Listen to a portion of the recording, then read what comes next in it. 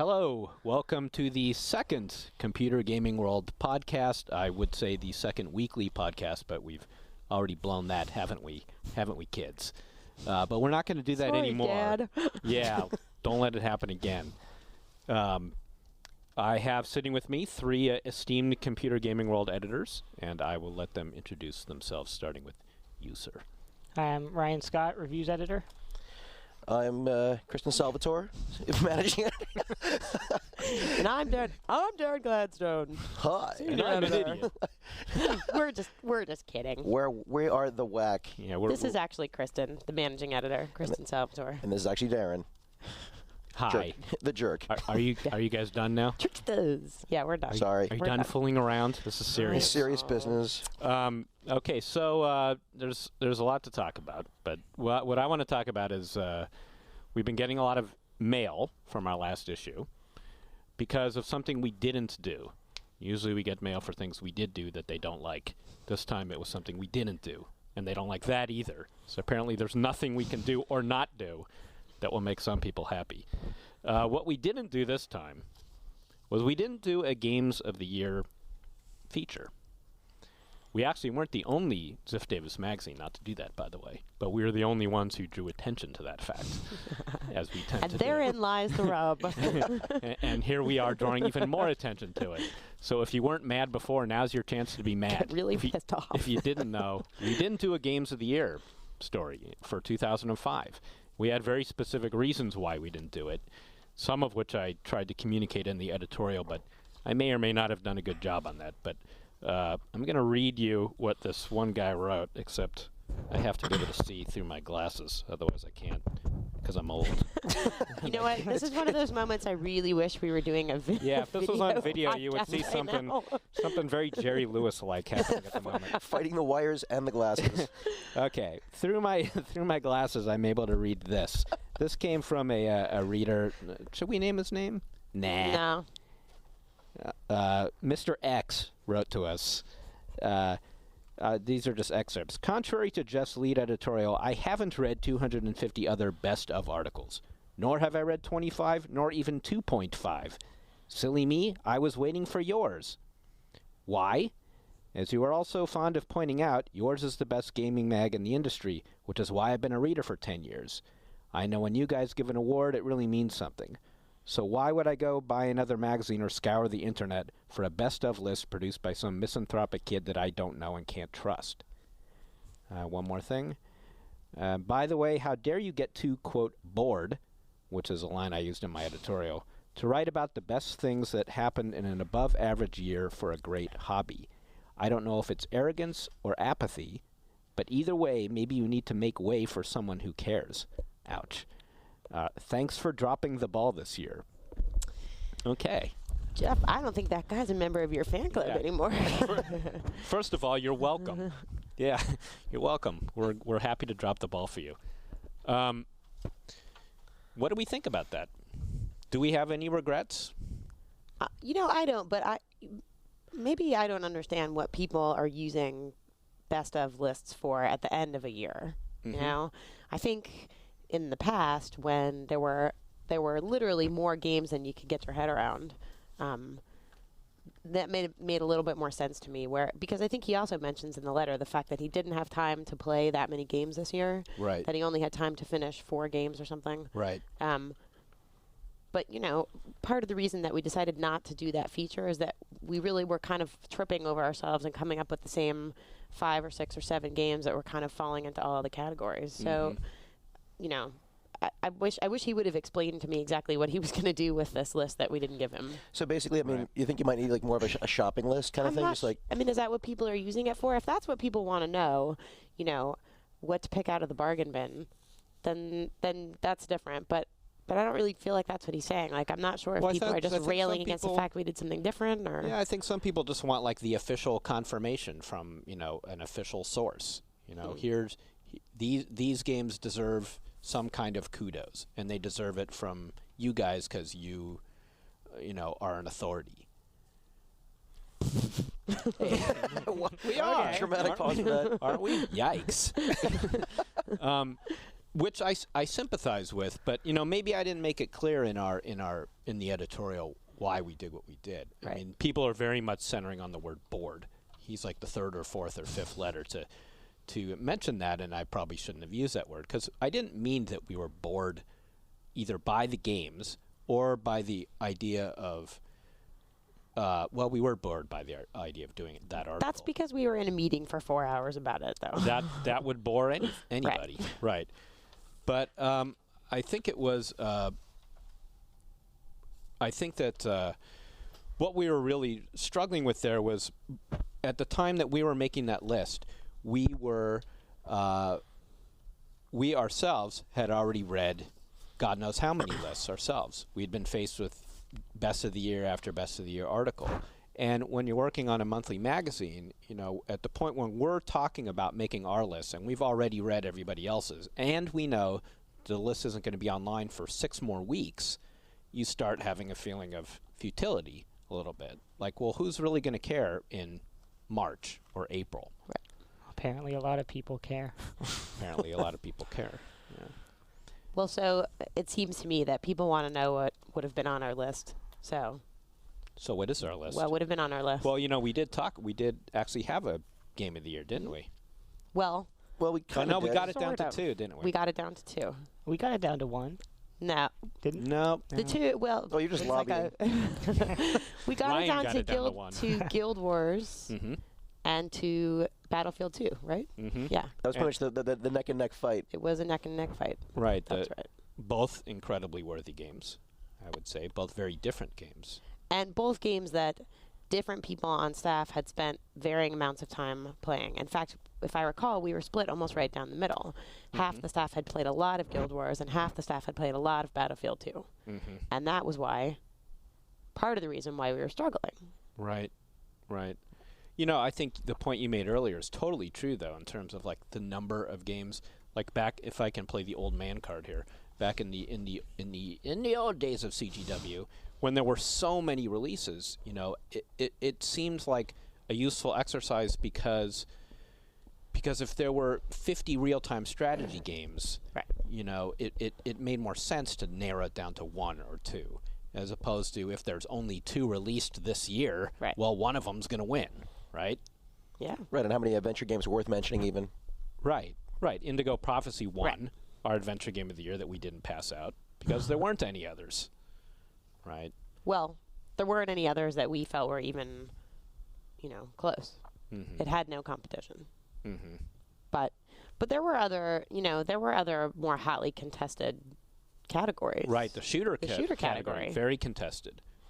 We had Call of Duty 2, Mm-hmm. Fear. What else was on there? Serious Sam. Well, not I don't really. think Serious Sam was up for an award. Brothers in Arms. Brothers in Arms. And Actually, the 2 Brothers Both of in them. Arms. That's right. They should get some kind of medal somewhere for the fact they produced a game and its sequel in the same year. In the same year, and both were awesome. Yeah. I think, did Call of Duty 2 end up winning I think that was actually another one where we deadlocked. where we If I deadlocked? recall. Yeah. Yeah, Well, we deadlocked because Ryan doesn't play shooters, so he didn't want to vote. and I was filibustering for for Brothers in Arms. That's right. Brothers in Arms. Actually, that fact is kind of crucial to the whole awards thing. I mean, the fact that Ryan doesn't play shooters and that Sean, that's like all he plays, Right. which was a big reason why we had the Battlefield 2 Guild Wars deadlock, right? And because Sean's not here, I feel like it bears mentioning that I'm like 90% sure that he chose Call of Duty 2 as his Yeah, he did. shooter. Yeah. Well, it was the single player shooter. That's right. That's right. So, Multiplayer Battlefield 2 just walked away. Right, right. What That's else right. was there? But yeah, Sean was definitely lobbying for Call of Duty 2. I think my game of the year was World of Warcraft again. I was thinking about it this morning. I was thinking if we keep doing awards though in years to come, like maybe that is something that actually could really happen. That if these games, if more and more games end up just being, living forever, and we're seeing less new single player titles, maybe that does happen, right?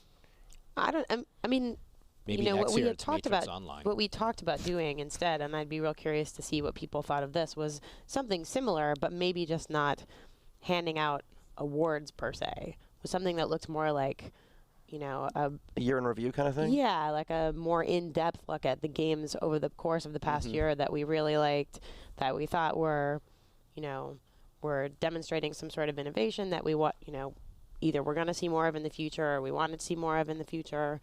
And, I wonder if people would have felt any better if we had named games. Right. Well, the true fact Anyway. is, if we're just airing dirty laundry here, is that once we realized that story was of just having pages of handing out awards, that we felt that was passé. What we had wanted to do instead was do what you're talking about. Right. We had wanted to do like best trends, things like that. But the problem was we were a few days away from finishing the magazine. Yeah. And kind of didn't get that together. I mean, Darren, you really wanted some space to talk about Darwinia, I seem to recall. Oh yeah. I wanted. I get another indie game that no one really talked about. Yeah. I think was one of the dark horses of last year that no one actually played, but was probably the best game out there. That would be like the real great point of doing an article like this, is to champion games that. I mean, do we really need to give Battlefield 2 an award? If it deserved it, yes. Right. But I mean, they don't need more sales from us. Yeah, there was no surprise. Everybody, I think, knew that game. By then, everybody knew that was a really good game. But to pinpoint people to a Darwinia, Yeah. Well, also, I think another part of the problem is, I guess, is the nature of the fact that you brought up earlier, Jeff, that our magazine comes out March, April, and it's way after the fact, and we have to wait that long because every game tries to shove out the door at the last second, December 24th. Yeah. And we can't. If only we could do it sooner, so it actually was more relevant. Yeah. What's interesting to me is most of the people writing are the people who said well, I didn't read 20 other articles or I didn't see any game sites. I mean, we assume now that all our readers are going to gaming websites, but maybe they're not. Because we have a study that tells us that 99% of them have broadband access. Of course, if they're not going to gaming websites, then we're wasting our time here this morning. We should get back upstairs and work on our magazine. Well, all right. So since we didn't have a chance to do that article in the in the magazine, I suppose we should talk about it right here. We could do that. Yeah. You mean our own personal games of the year? Yeah, or I mean, Darren was starting to talk a little bit about Darwinia. Like what, Sorry, I don't mean to suddenly host the show for you, Jeff. Host away. But, I mean, what was it about that game that you thought was so great? Well, I mean, it proved that you don't need a big budget for starters. I mean, the game is 50 megs, roughly, and it has it's the best way to describe it, it's kind of like Tron, Lemmings, and an old school game called Cannon Fodder. And it blends action and strategy, and it doesn't look like anything else out there, and it doesn't rely your high-end graphics card or super realistic graphics.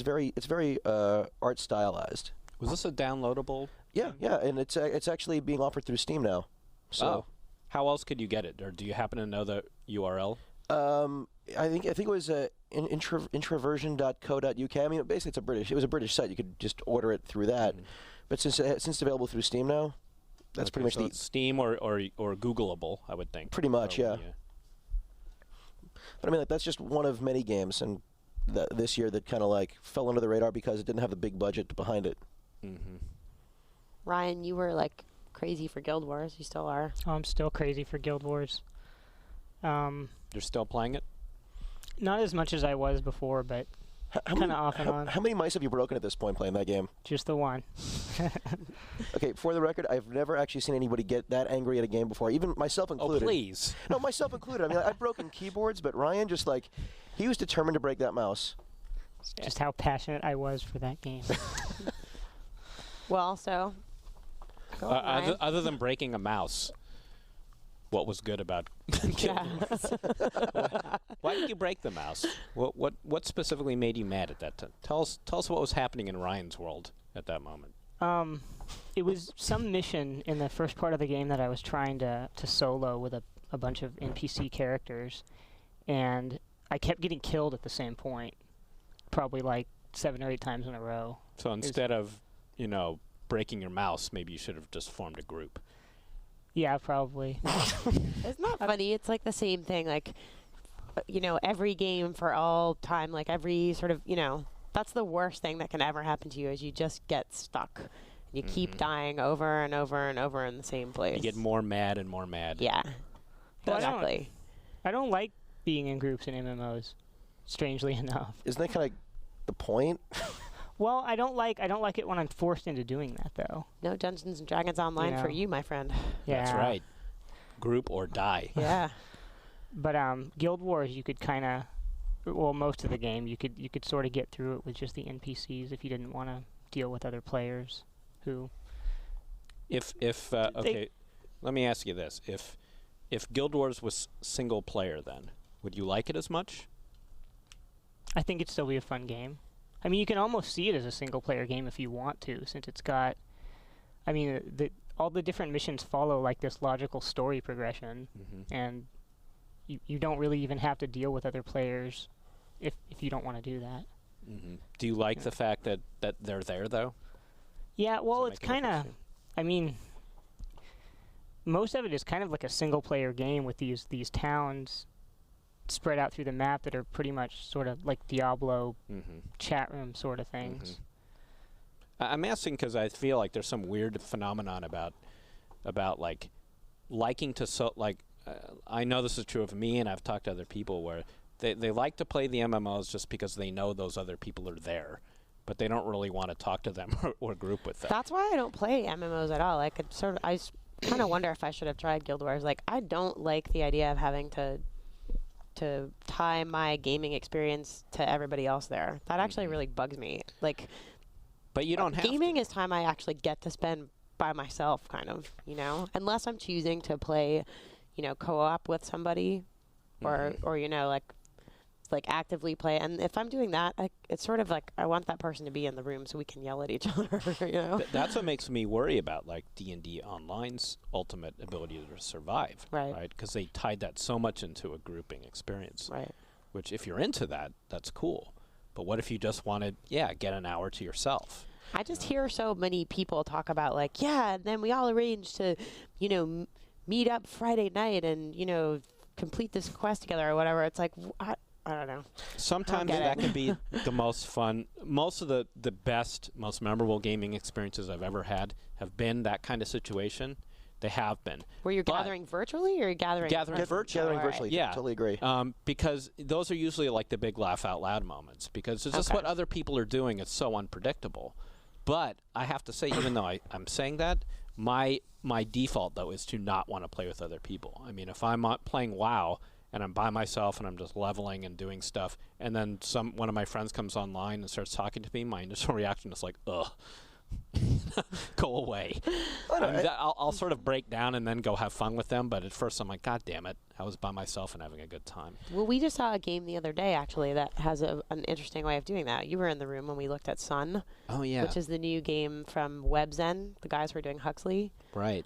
Before Huxley's release, they're actually going to bring over it's bringing over from Korea this other game called Sun, Soul of the Ultimate Nation, right? Yep. That has this whole... well, you may be able to explain it better than me because you play MMOs and I don't really. But they've basically like made it so that you can level grind, on your own if you want to. Right. Well, it's sort of like you can be in your own instances, doing your own thing. Because you can lock the map. Like once you clear a mission, you can actually then go back and play within the map. But you can set these parameters so that no one else can come into the map while you're there. Right. It's kind of like Diablo in a way, though, or even Guild Wars, I suppose. I mean, can you do that in Guild Wars too? Yeah, sure. Yeah. You can like go into your own. Well, the maps when you go out and do an adventure map with a group of people, they're all instanced. So it's kind of like it's just for you. But are the instances scalable? They are, aren't they? Yeah. I mean, they'll add more creatures and more difficulty to it. Generally, no. No. Could have sworn in one of the early areas, like beyond the gate, in that first area before you even before the pre-searing, that always seemed to get a lot tougher when I had more people with me. Really? Or maybe it's just they were all idiots running toward the enemies and just not even thinking out loud. Not that I've noticed. And you guys are going to get some angry email now. Yeah, totally. Somebody got it wrong. Uh-oh. Probably me. No, I think it was probably more the case. You know what? Now that I think about it, it was probably more the case of I was playing with guys who wouldn't listen, and that's the problem with playing with other people sometimes. Well, it's fun when it's people they know what they're doing. Yeah, you gotta weed them out though. That's the annoying part. You have to go through it's like looking for new friends. I hate that. Yeah. No, it's hard. I hate people. Well, we all do. That's why we're in this business. That's why we play games. Because we hate socializing. So it's a weird thing to go online and have that be part of your experience. And all these MMOs, as soloable as they make it, WoW, my main guys is 53 now, and I've soloed almost all the way. But the negative of that is like the cool loot is all stuff I would have had to be in groups and do the dungeons to get. So I'm being penalized. Is another part of it the fact, like, I mean, you kind of describe like you just want to like hang out, play for a little bit, and get off. The nature of a lot of these games where you get all the cool loot requires you spending like 2 or 3 hours at a time, and like if you leave someone else, everyone else is totally hosed. Yes, yeah, that's a huge thing. Yeah, that's a really good point. I mean, if you're living in a situation where you have a family, for example, you know, I mean, it can be tough to go like those. There have been times when I've been in an instance dungeon in World of Warcraft, and it'll be like a 2 or 3 hour thing, and then my wife will, you know, say it's time for dinner, and I can yell from the office and say I'm in the middle of a dungeon, you know, but but to her, you know, it's hi, I've just cooked you your food, and it's time to eat now, and you know, and then I'll say like, listen, I can't be rude to these people. I'm the only warlock in this group, and they're going to die if I don't stay. And then she says, I'm the only wife you have? Yeah. Pretty much, There's so much that's so wrong about this. Yeah, it's like, who the hell are these people that you're choosing over me, who just cooked you your dinner? But it's a really weird dynamic because it's as right as she is, it's kind of true because those people are all going to go, what an ass, if I log out. But honey, they gave me a soul stone. Yeah. I mean, so they're not going to make you sleep on the couch. So. But there is this weird social contract. If you commit to going in this dungeon, you're supposed to stay. You're not supposed to bail out. So, kind of going back to the conversation we started here on Game of the Year stuff, you know, when we talked about Guild Wars and Battlefield 2, one of the conversations that came up around those two was the fact that even though Battlefield 2 really isn't an MMO, technically, it kind of skates the edge. Yeah. And, like, when you think about the stuff you're talking about now, think about what it's like in that game. Right. I mean, if you're part of a squad and there's a whole plan. Right. Yeah. Yeah, I mean, it's really true. I mean, so... And that game, I don't know, can you solo Battlefield 2? Well, you could play offline with the bots, but that really is just like a waste of time. Yeah. All we ever did when we all got into Battlefield 2 was jump around by the pool anyway. Right. Well, who was trying to fly the copter? Was that you? Was that you, Ryan? Ryan? That was me. Oh, that was great. And he's up, and he's down. And he's down. Yeah, suicide mission. Any other big favorite games of 2005 people want to mention? I loved Need for Speed Most Wanted. In fact, that was another one of the conversations was about Racing Game of the Year because Need for Speed Most Wanted and is it GTR? GTR were both on the list, and I made the argument that I didn't think you could compare those two. Because one is more a sim. One's the sim, and one's an arcade racer. And then there's like these weird other like games like Trackmania, that were like, you know, it's kind of like virtual Hot Wheels. You're just building your own tracks. I'm like the only racing game fan in the world who doesn't like Trackmania. Those games I think are. I don't like Trackmania. I'm so not into those games. Well, I mean, the thing is, I'm not into it. I'm not into the game because I mean, actually, I'm lazy and it requires me working and building a track. Yeah, I guess that's part of it, maybe.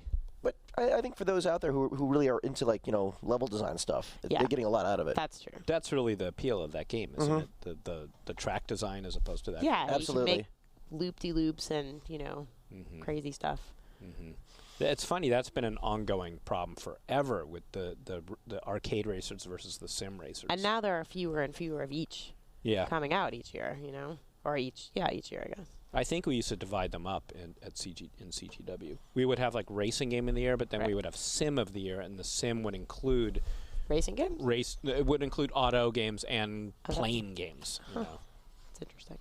Yeah. Well, I loved Need for Speed Most Wanted. That was probably one of my favorite games of last year. Really?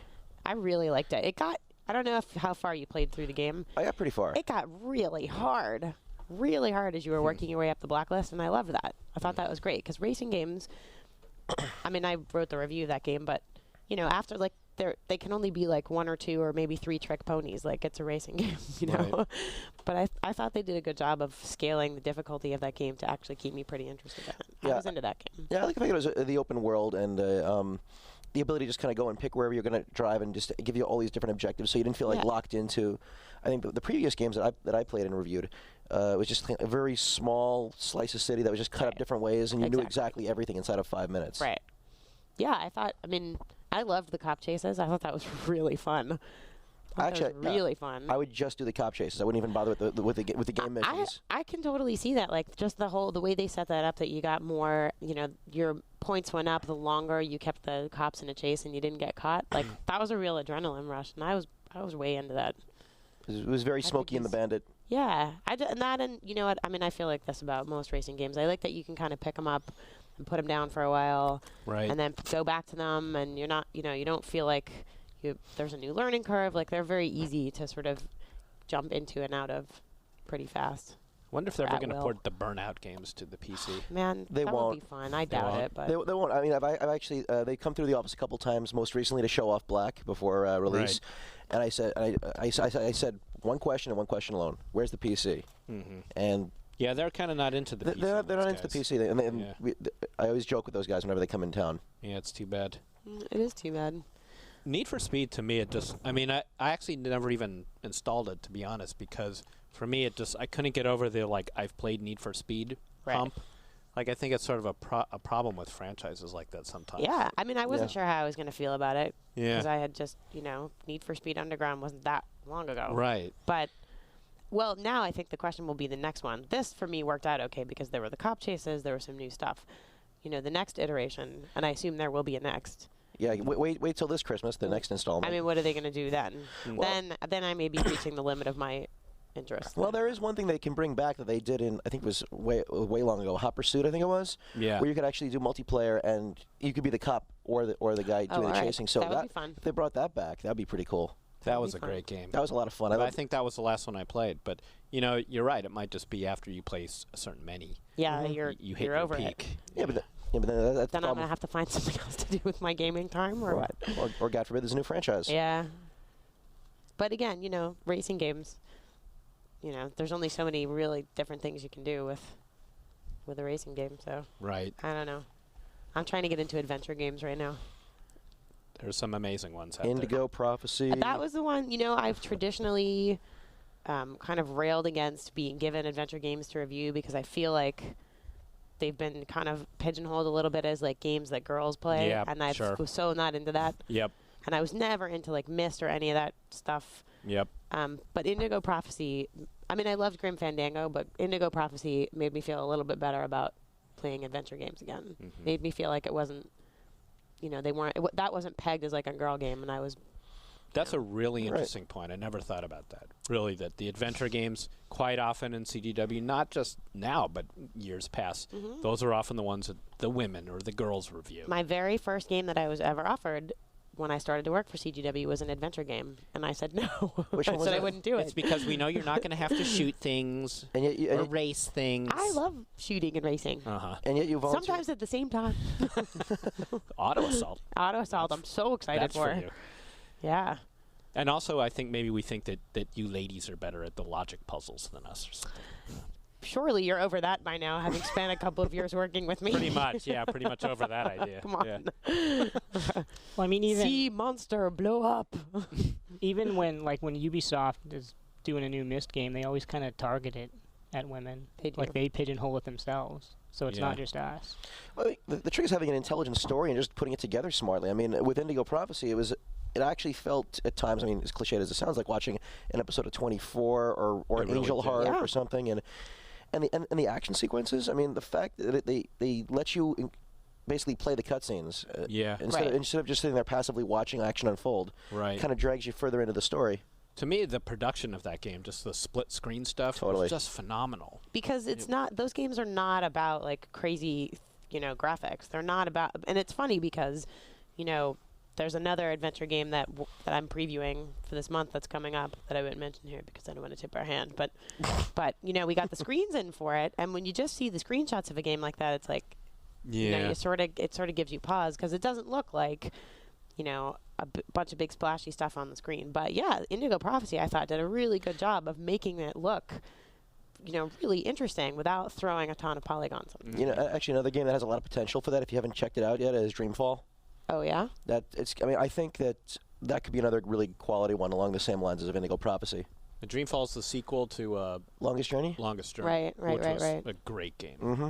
That was a brilliant game. Yeah, I mean, it'll be interesting to see. I mean, somebody made the argument to me that that maybe the reason there's a little, I mean, like the new Sam & Max is coming, and maybe there's a little bit of what appears to be a renaissance in the adventure game genre is just that gamers want smarter stuff to do, and that's a sort of easy genre to make smarter puzzles. Right. So.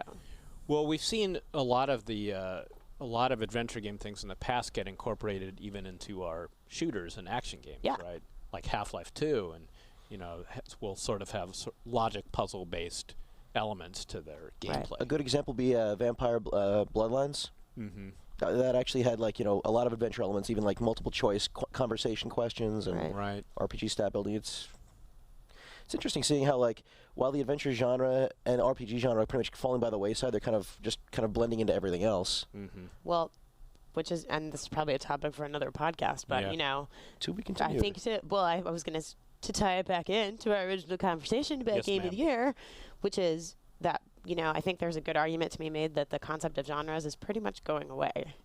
Right. I mean, we're Very about true. to see a lot of different games that talk about getting some shooter in your RPG and et cetera, and getting some action in your, So I would venture a guess that by the end of this year, it's going to be really hard to do a genre by genre game of the year. I mean, we or used to anything at least be able to keep the MMOs separate, and now you're right. Actually, Auto Assault, what is that? Actually thinking back now, I do remember that was part of our debates when we were coming up with the awards because Guild Wars. Well, Guild Wars is kind of like a card game, but also action based, and then we were debating about whether to even classify it as an MMO at one true, point. very true. So okay. So yeah, sorry, so there was a deer in the headlights moment there. Oh, what? I was not paying attention. I'm sorry. You were talking and I was spacing out. Anywho. Come on, we got Scott, the sound engineer, shaking his head over here. He's like, dear God, shut up already. So before we sign off, though, there's one game that hasn't come out yet, so none of us have played it yet, but I'm curious to get the response because it goes to a little bit of what we're talking about here. In a few weeks, we're going to see the release of Oblivion, the third Elder Scrolls game? Fourth Elder Scrolls games, pardon me. We had Arena, Daggerfall, Morrowind, and now Oblivion. Now that is a single-player RPG. That is just defiantly old-school single-player. There is no online, MMO component to that game. And I'm wondering if you guys are looking forward to that game or not. Ryan? Sure. You don't have to say yes. It's not true. Eloquent as ever. I didn't really get into Morrowind so much. And you're into those kinds of games, if I recall. You like your RPGs, don't you? Yeah, you're kind of all about the Fae, aren't you? He brandishes his sword mightily. This lightning bolt! This coming from a gnome warlock. Hey. Level 53. Sorry, I mean, are you not into RPGs? Am I making that up? I used to be quite a bit. Not so much in the last couple of years. Okay. They're kind of. So in fact, I am making that up because Well, I've really no. only known you for a couple of years. No. I mean, more like MMOs. Single-player RPGs are a little too time-consuming. Fair enough. That's always been sort of the thing about Yeah. this game. Right. The danger. Yeah, what's the joke that they have? They call it massively single player. Right. And man, is that ever true? I mean, I remember trying to finish Morrowind. It was just too much, way too much. I got the hint guide with all the maps. I think it was like a freaking Bible. But what does too much mean if people are playing 200 hours of WoW or more? Well, that's true, but They need to put down the computer. yeah, I think I guess maybe it's kind of the function of what we do every day. I don't have enough time in my life to devote 200 plus hours to a game at this point to get the full experience. Well, I have this horrible feeling that I'm going to start playing it and possibly get into it, but then I'm going to be thinking, I'm missing out on what's happening in WoW or whatever MMO I might be playing at the time. There's something about I need to be playing that other thing that everyone else is playing. Well, I'm definitely going to play it. I'm going to look forward to it. The big debate for me is whether I'm going to play it on my PC or on my new widescreen HD TV. Yeah, if you want to keep your job. Yeah. No, actually, that's what I'm thinking. It's probably going to do better on Xbox 360. It might. Right? 'Cause I probably am not going to play that game just because I happen to be a big fan of this move toward combining genres, and so a single-player, pure, old-school RPG doesn't really do it for me. Well, there are action elements to it. Like, you shoot your bow, it's like a first-person shooter kind of thing. Yeah, nothing's exploding, nothing's, I don't know. I need guns and big monsters and stuff like that. A car, too, would be nice. You're just more manly than the rest of us. Yeah, exactly. We're all happy. We're all happy with the elves and the Stand bows down. and the pixie fire. I don't know. I don't know what your problem is. Not me. You're the butch one. Yeah. Hey, she's the one who poses with the web. Thanks, Jeff. I think with comments of Chris's butchness, maybe we've hit the peak. we've hit the limit for this week. I don't know if we answered your questions about our Game of the Year or non-Game of the Year, but please feel free to hit us up on our message boards. The URL being, who knows our URL? I'm just going to say it, oneup.com, and then hit the forums. You go to cgw.oneup.com. You can make your way there. Yes. So. And we will be back sometime soon. Maybe at the end of this week, maybe beginning of next. Who knows? It's part of the mystery that makes us us. The mystique. Thanks Thanks for tuning in, and we'll see you next time.